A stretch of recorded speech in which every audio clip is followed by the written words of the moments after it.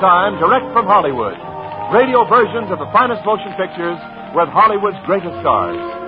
Today, the radio production of Paramount's picture, The Major and the Minor, starring Robert Young and Joan Caulfield.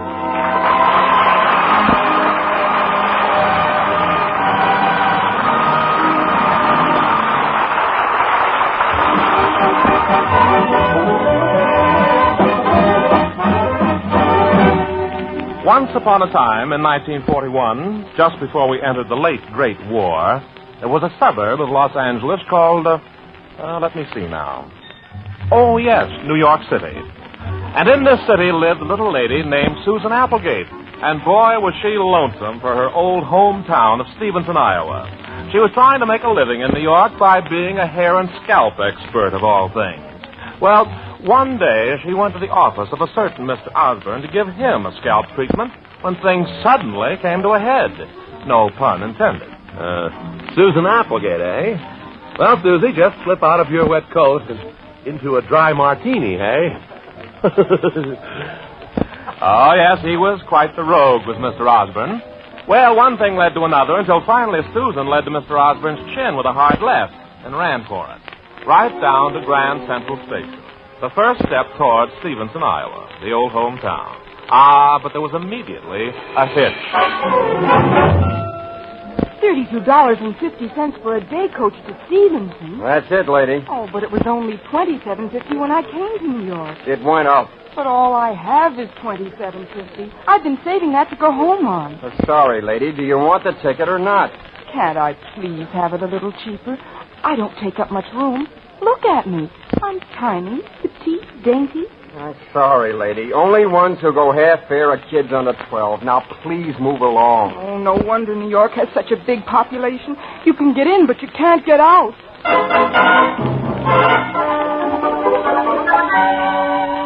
Don't ever underestimate the Middle West and its tiny, petite, dainty people like Susan Applegate. Susan vanished into the ladies' room. And 5 minutes later, emerged even daintier, tinier, petiter than ever. The brim of her hat was turned up, her stockings were rolled down. Her skirt was shorter, and her hair let down was longer. Get it, folks? Catch on? Half fare for children under 12 years of age.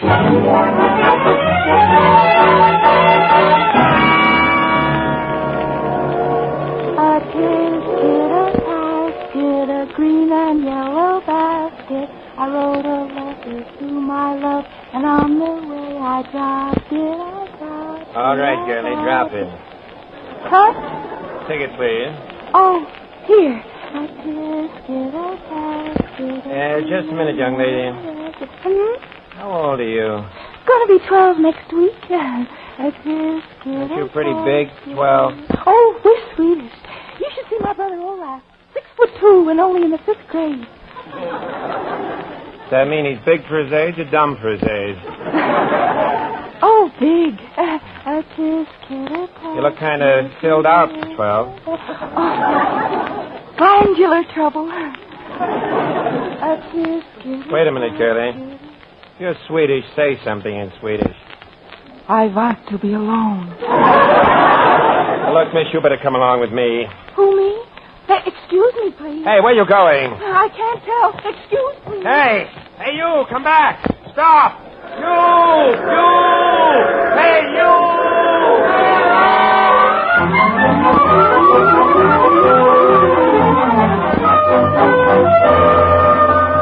Oh, I've got to get away from the conductor. I've got to hide somewhere. Oh, here. Drawing room, eh? Well, what's this?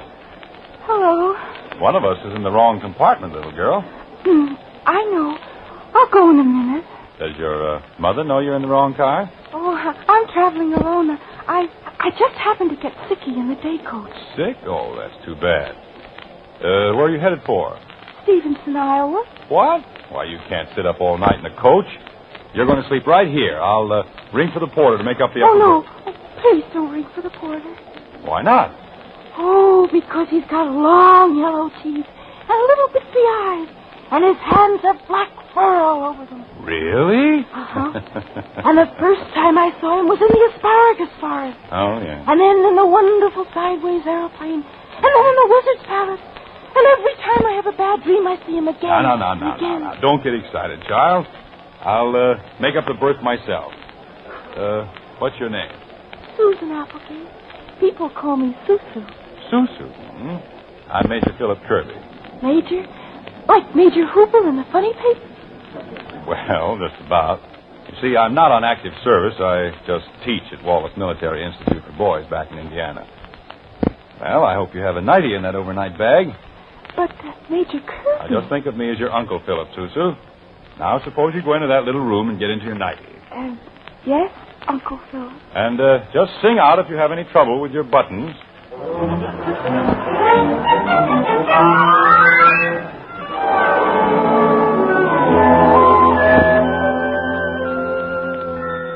Susu? Good morning, Susu.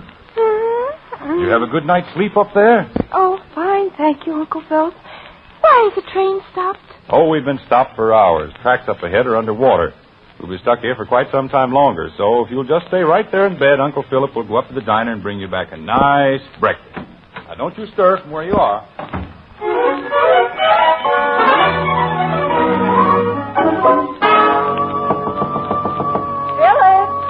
Philip, darling. Oh, dear.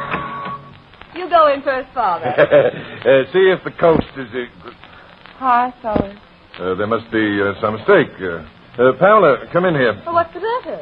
This isn't Philip's room? Oh, we're so sorry. We're in the wrong drawing room. Or are we? We certainly are not. I'm sure that Philip's cap is hanging there. Oh, that's Philip coming now. 4 and 20 Blackbird, it do. Pamela. Colonel Hill. Don't speak to me. Huh? Go feed your mysterious companion. Major Kirby, I'll have you cashed out of Wallace Military Institution for this. Oh, now, wait, Colonel. Listen here. We drove 27 miles over washed-out roads to take you home because we'd heard the train was stalled. And what do we find? Now, Pamela, listen to me. And you on your way back to see your fiancé. Come on, daughter. No place for decent folks. Goodbye, Philip. I hope the young lady enjoys her breakfast in bed. Come along, Father. Indeed. Oh, murder. Am I in hot water? Oh, I'm so sorry. It's really my fault. Oh, no, Susan. Only now I'm afraid I'll have to ask you to get off at my station and come with me. Come with you? Yes, to Pamela and Colonel Hill's house to clear this up. Well, sure. It's the least I can do, Uncle Philip.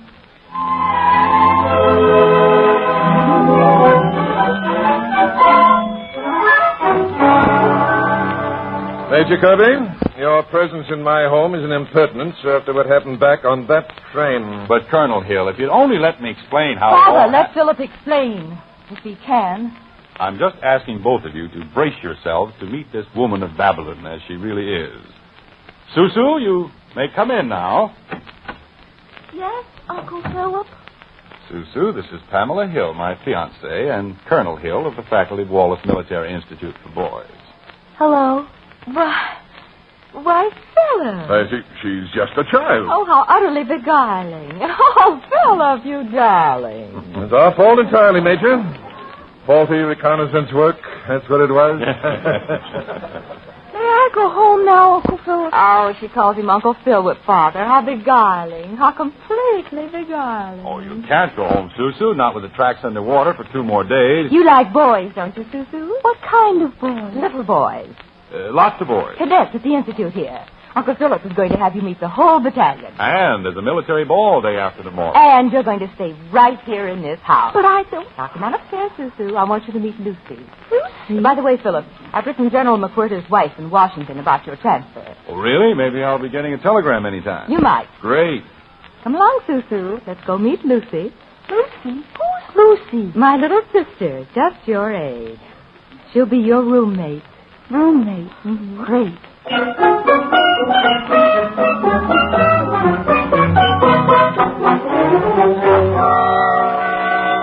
Oh, Lucy, I like your room. And your goldfishes, too. They aren't solid gold, so relax. Look at the one sticking his nose up. I bet he wants his dim-dim. One more word like that out of you, and I'm going to be sick. Huh? Listen, maybe you can bluff grown-ups with that act, but you can't bluff me. What? It's perfectly apparent to me that you're no child. You're 22 if you're a day. Okay, Lucy, you win. When are you going to tell your sister Pamela? I'm not going to tell her. No, why not? Because she's a stinker. Major Kirby hates his job here. He wants to transfer to active military service. But, oh, no, Pamela likes it here. So she's pulling strings behind his back so he'll never get his transfer. Why, tell me about it. I expect you to help.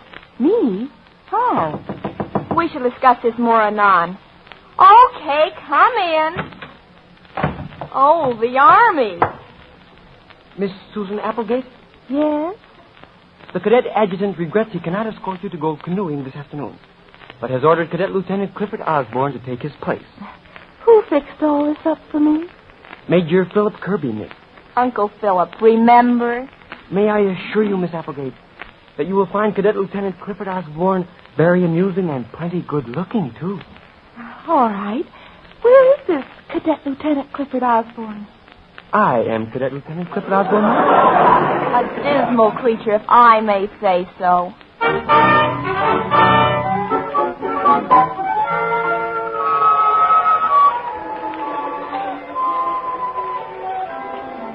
Move over on the seat, will you, Susan? Hey, not two on a seat, not in a canoe. Oh, sure. Now, the topic for this afternoon is my theory about the recent fall of France. Now, say your right arm is the big Maginot Line. That's where the real dynamite is. Precisely. So I pinned down the big Maginot. Yeah? Then I pinned down your left arm, the little Maginot Line. Now, look here's strategy. Take it easy. Now, give up? How about a kiss? Hey, you're rocking the boat. One measly little kiss. Come on. Oh, come on. Hey, look out. Oh, we're going over. Here. Hold on to me, or we'll get you home and out of your wet clothes into a dry martini. Hey, where have I heard that before?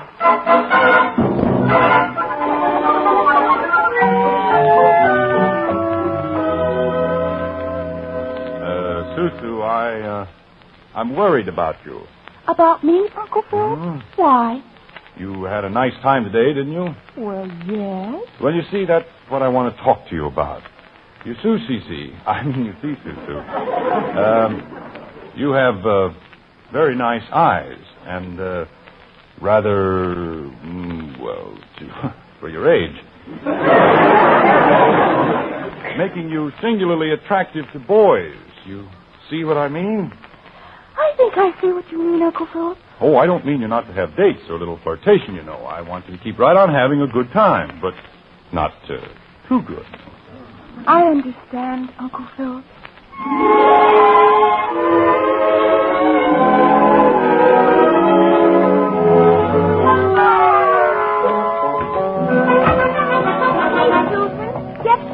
Knock when you enter a room, Lucy. It's my room, isn't it? Now look at this letter. I just seen it open in the kitchen. My dear sister Pamela wrote it. Read it. Cornelia, darling, you beguiling creature. Cornelia, darling, is someone Pamela hardly even knows, but who happens to be the wife of General McWhirter in Washington. You know what that perfect tootsie of a sister of mine is writing there? Telling Cornelia, darling, to get the general not to transfer Philip to active duty. You know, Lucy, I begin to understand how you feel about Philip. All right, so what do we do? You say Pamela doesn't know this lady very well? Hardly at all. Well, suppose someone who sounded like Pamela called up Cornelia, darling, long distance, and made a pitch in favor of Philip's transfer. Hey, would you do that for an old pal, Susan, huh? For an old pal, Lucy, and for Uncle Philip? Why not? I'll put a call through right now.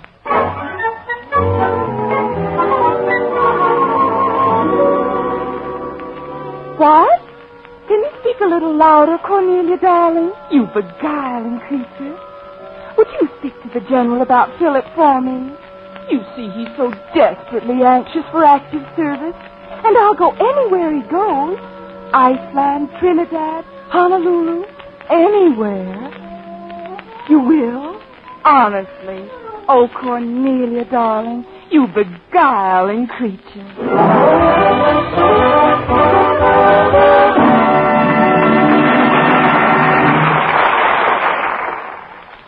Well, that concludes Act One, and now it's intermission time on Hollywood Star Time.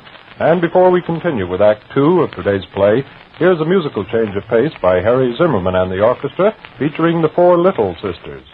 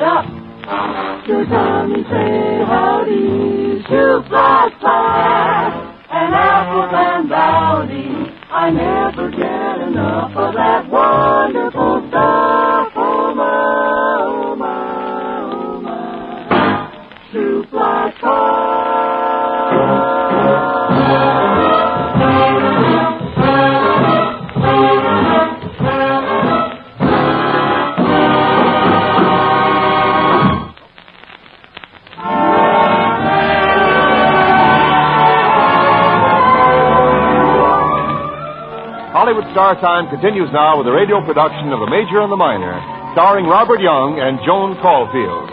The Major and the Minor comes to you through the cooperation of Paramount Pictures, whose current release is the Hal Wallace production, The Strange Love of Martha Ivers, starring Barbara Stanwyck, Van Heflin, and Elizabeth Scott. Joan Caulfield appears today through the courtesy of Paramount Pictures and will soon be seen co-starring in Monsieur Beaucaire. Now, Act Two, The Major and the Minor.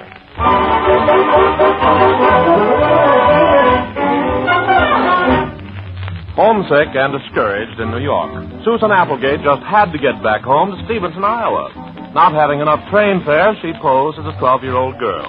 Met Major Philip Kirby on the train and is wound up at the Indiana home of Pamela Hill, Kirby's fiancée. Tonight is the night of the military ball at Wallace Institute for Boys, where Major Philip Kirby teaches. And all the boys, including that more elderly boy, Major Kirby himself, are giving that remarkable 12-year-old the big rush. Excuse me, Miss Applegate. Oh, Uncle Philip. Hello. Nice dance, huh? Well, it would be an even nicer dance, Susu, if this one were mine. But it is. I saved it for you, Philip. Uncle Philip, that is. Then come on, let's cut a rug.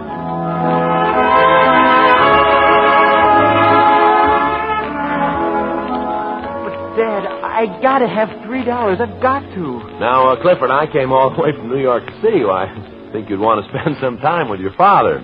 This is a dance, Dad. This is a dance. Stop that!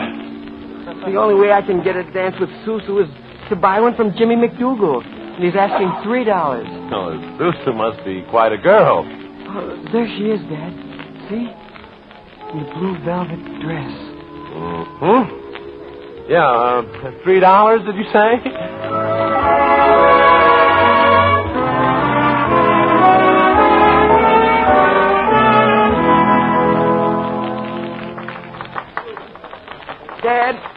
Dad. Hi, Dad. I want you to meet Susu. Susu, huh? How do you do, Mr. Osborne? Haven't I had the pleasure before? I don't think you've had the pleasure. Are you sure we haven't met someplace before? Take it easy, Dad. I saw her first. May I have this waltz, Susu? Pardon me, son, but may I have this waltz, Susu?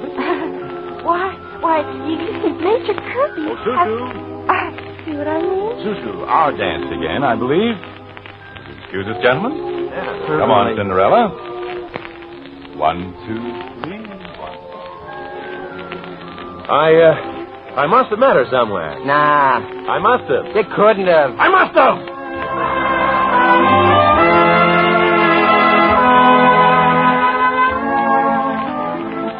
Telegram for Major Kirby. Telegram for Major Philip Kirby. That's you, Uncle Philip. Oh, excuse me a moment, Susu. Corporal, here, Corporal. Oh, a telegram for you, Major Kirby. Thank you very much, Corporal. Yes, sir. Not at all, sir. Maybe this is from General McWhirter about my transfer, I hope. Well, open it. Yeah. Keep your fingers crossed, Susu. Is it what you wanted? Is it? It certainly is. Oh, I'm so glad for you, Philip. Excuse me, Susu, will you? You know, Pamela did this for me. Excuse me. Of course. Pamela? Oh, where is she? Pamela! Pamela!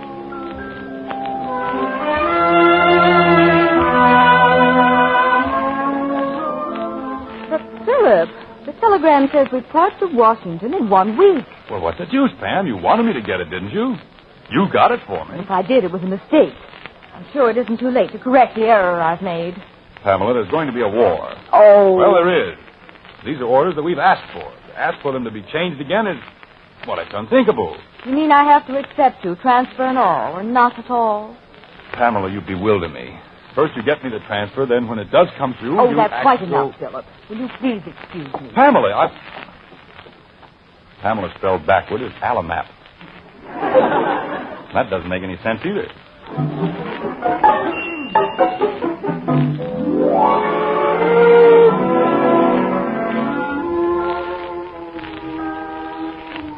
Why, Uncle Philip, I thought you said you couldn't dance well. Ah, that was the old Uncle Philip. You're just reversed. Beautiful. I am magnificent. I've just been through an experience that should have crushed me. But look at me. The newer, the better, the lighter-hearted Uncle Philip. I've only felt this way once before in my life. When was that? Long ago, I was in love with my dancing teacher. She was 38 and I was 12. Uncle Philip, I'm only 12, too, and do you know what? Yes. You do? Yes, I'm always off schedule on my crushes, about 25 years.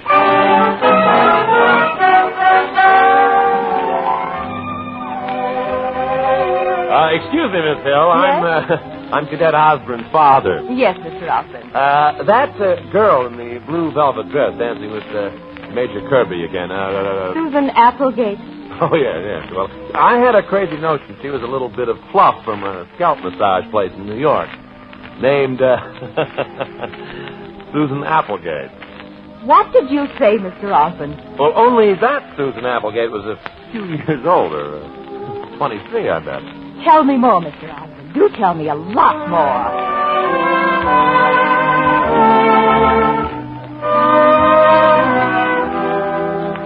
Susu, darling. I'm out here on the terrace, Pamela. Oh. Waiting for someone, Susu? Uncle Philip. I've been chatting with an old acquaintance of yours. Who? Or perhaps I should say an old customer of yours. When you massage sundry scalps in New York. Mr. Osborne. Okay. You can fire when ready, Pamela. Well, first you came here posing as a child of 12. Then I suspect you arranged that transfer of Philip. Yes, I did. First you took over my fiancé's career, now you'd like to take over my fiancé. Well, you don't love him. Oh, leave that to me, will you? Either you leave as you came, as little Susu Applegate, or there's going to be a nasty scandal about someone being cashiered out of the service. There's a train leaving tonight at 11:40, allowing no time for goodbyes. You understand, Miss Applegate? All right, Pamela. I'll go.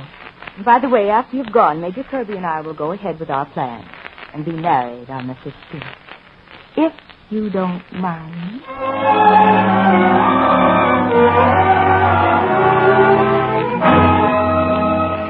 Well, that's about all, folks. That's it. That's the story. Susan Applegate went back to Stevenson, Iowa. Hey, that's an unhappy ending. This won't do. Let's see. Susan hadn't been home in Stevenson more than a week when the front doorbell rang. Susan, looking her age, 22, if it was a day, opened the door of her mother's cottage. Pardon me, is this the home of... Philip! Susan! Look at you. Why, you... And you're not, besides, no knees. What goes? Won't you come in, Philip?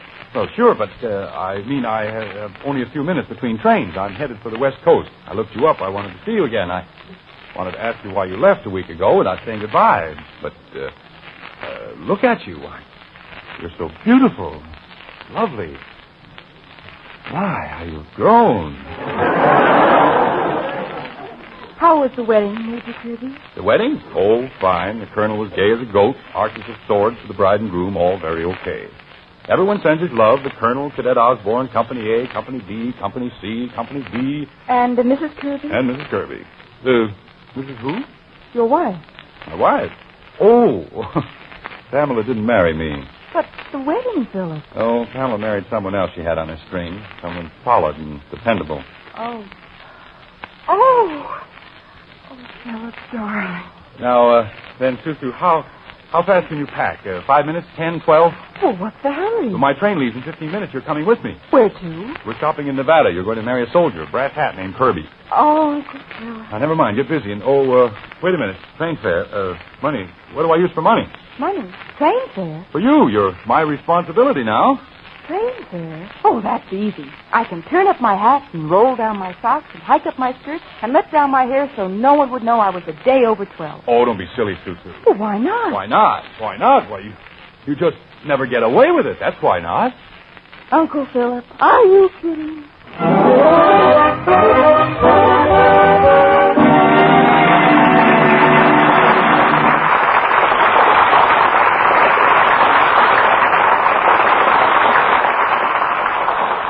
Thank you, Robert Young and Joan Caulfield, for your visit today to Hollywood Star Time. This radio production, which came to you direct from Hollywood, was written by Milton Geiger and produced by Robert L. Red. Hollywood Star Times brought you another radio version of one of Hollywood's best motion pictures featuring Hollywood's outstanding stars.